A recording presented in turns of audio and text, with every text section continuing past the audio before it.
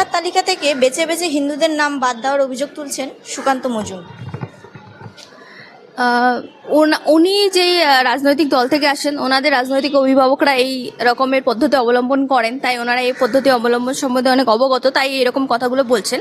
আর বেশি বেশি হিন্দুদের নাম বাদ দেওয়াটার মাধ্যমে উনি কি বোঝাতে চাইছেন, যে শুধুমাত্র তাহলে হিন্দু ভোটকে উনি একেবারে বিজেপি ভোট হিসেবে সিকিউর করে দিতে চাইছেন? না, উনি বলতে চাইছেন যে না, হিন্দু ভোট মানেই শুধুমাত্র ওনাদের ভোট শুধুমাত্র হিন্দু ভোটেই আসে। মানে এই দিক থেকে যখন এরা রাজনীতি করে এবং এদের রাজনৈতিক মতামতটা ঠিক এইভাবেই মানুষের মধ্যে দিয়ে প্রতিফলন হচ্ছে বা মানুষের মধ্যে এইভাবেই ছড়াচ্ছে যে হিন্দু ভোট মানে বিজেপি ভোট এবং মুসলিম ভোট মানে তৃণমূল ভোট।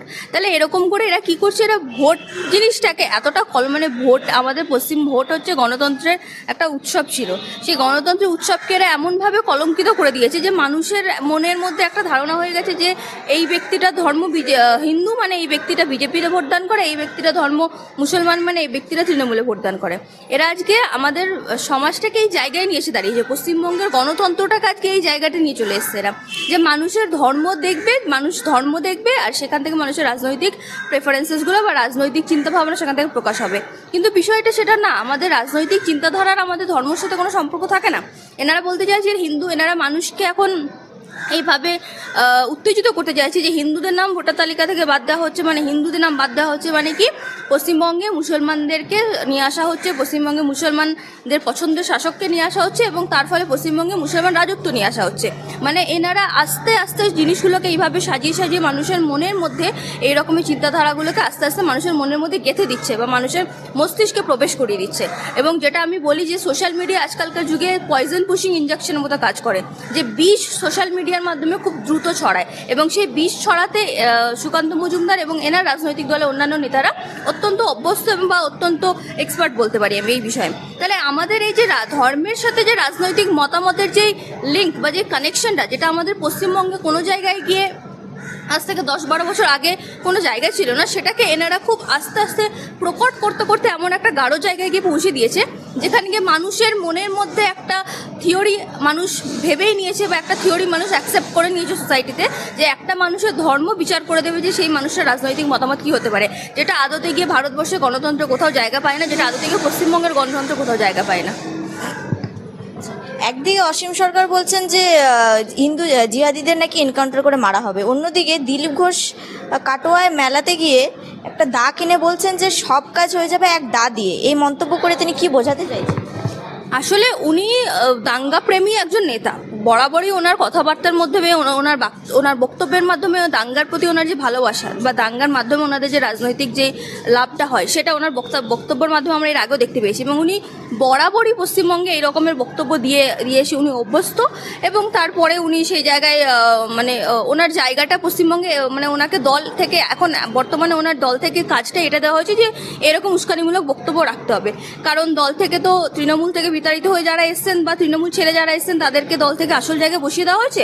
তাই ওনার জায়গাটা এখন বর্তমানে শুধুমাত্র উস্কানিমূলক বক্তব্য রাখা এবং বর্তমানের পরিস্থিতিতে বা আজকের সময় দাঁড়িয়ে এই বক্তব্যগুলো এরা রাখছেন যাতে ওনারা ভালো করে জানে যে আমাদের আগামী সপ্তাহে আমাদের হিন্দুদের যেমন রামনবমী উৎসব আছে ঠিক তেমনভাবে মুসলমানদের ঈদ উৎসব পালন করা হচ্ছে এবং এই রামনবমীকে কেন্দ্র করে এরা ভীষণ বড় আকারে একটা ঝামেলা বাঁধাতে চায়, যেখান থেকে হিন্দু মুসলিম সংঘাত এরা প্রকট করতে চাইছে এবং যেই সংঘাতের মাধ্যমে যে সংঘাতের নিউজকে কাজে লাগিয়ে বা যে সংঘাতের খবরকে কাজে লাগিয়ে এরা কিছু হিন্দু মানুষকে একত্রিত করে তাদেরকে মুসলমানদের বিরুদ্ধে বিক্ষুব্ধ করে সেখান থেকে তাদের বিজেপির কিছু ভোট বাড়ানোর চেষ্টা করছে। শুধুমাত্র এই রকমের উদ্দেশ্য নিয়ে এরা এই কথাগুলো বলছে। আর দা মারার রাজনীতি আমাদের পশ্চিমবঙ্গে চলেনি, ওনারা যে তরোয়াল নিয়ে দা নিয়ে রাস্তায় নামেন এই রাজনীতি পশ্চিমবঙ্গে ছিল না, এই চিত্র আমরা পশ্চিমবঙ্গে দেখতে অভ্যস্ত না। আমরা বিবেকানন্দের আদর্শে বিশ্বাসী, আমরা রামকৃষ্ণদেবের আদর্শে বিশ্বাসী, আমরা রবীন্দ্রনাথ, আমরা কবি নজরুলের আদর্শে বিশ্বাসী। অতএব দায়ের রাজনীতি, তরোয়ালের রাজনীতি, হাতিয়ারের রাজনীতি আমরা পশ্চিমবঙ্গের মানুষরা পছন্দ করি না এবং দিলীপ ঘোষের এই বক্তব্যও আমরা পছন্দ করি না। ওনার এই বক্তব্যগুলো ওনাদের রাজনৈতিক দল থেকে উনি সেখান থেকে মোটিভেটেড হয়ে এসে উনি বলে থাকেন, কিন্তু বাঙালিরা এরকমের বক্তব্যে কখনো প্রশ্রয় দেয়নি এবং আগামী দিনেও দেবে না। ওনার এরকম বক্তব্যে বিজেপি কোনো রকম পদক্ষেপ নিচ্ছে না কেন, বা পশ্চিমবঙ্গে যে প্রশাসন তৃণমূল কংগ্রেস তারাও বা কোনো রকম কোনো মন্তব্য করছে না কেন? কারণ কোথাও একটা গিয়ে এইগুলো দুই দলকেই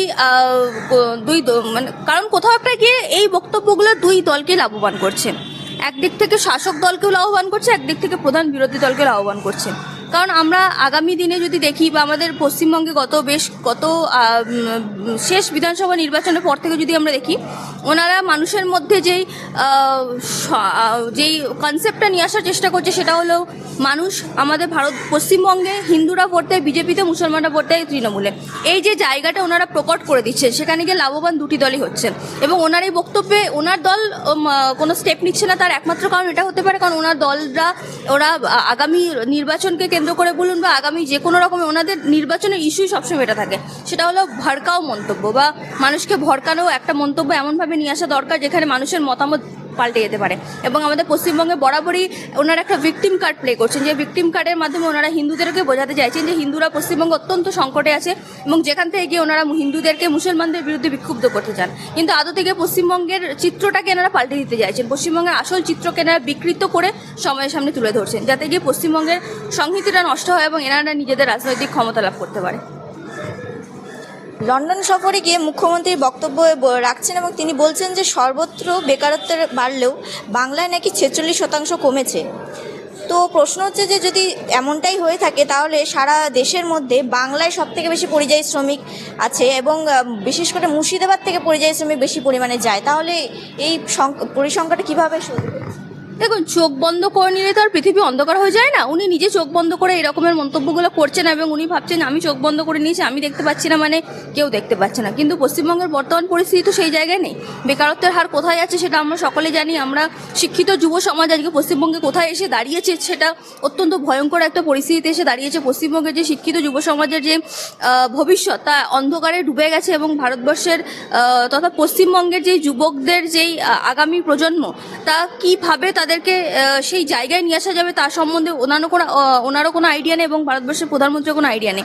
কারণ শিক্ষিত যুবক সম্প্রদায়কে নিয়ে এরা কখনো কথা বলে না। এরা শুধুমাত্র ভাষণ বক্তৃতার মাধ্যমে বলেন যে হ্যাঁ বেকারের সংখ্যা অনেক কমেছে, কিন্তু বেকারের জন্য এরা কখনো কিছু করে না। কখনো দেখেছেন বেকারের জন্য এদেরকে লড়াই করতে? এনারা হিন্দু মুসলিমদের মধ্যে দাঙ্গা লাগিয়ে দিয়েছে, হিন্দু মুসলিম দুটো সম্প্রদায়ের মধ্যে ঝগড়া দাঙ্গা লাগিয়ে এরা রাজনৈতিক উদ্দেশ্য লাভ করছে। কিন্তু বেকারদের জন্য কখনো এদের রাস্তায় নামতে দেখেছেন? বেকারদের হয়ে কখনো কথা বলতে দেখেছেন? বলে না, কারণ এরা সাধারণ খেটে খাওয়া মজদুর মানুষদের জন্য কথা বলে না। এরা শুধুমাত্র নিজেদের গদি লাভের কথা বলে, নিজেদের গদি সুরক্ষিত কথা বলে এবং নিজেদের আগামী প্রজন্মকে সুরক্ষিত করে যাচ্ছে এবং করে চলেছে। বেকারদের নিয়ে এরা কখনো কথা বলছে না।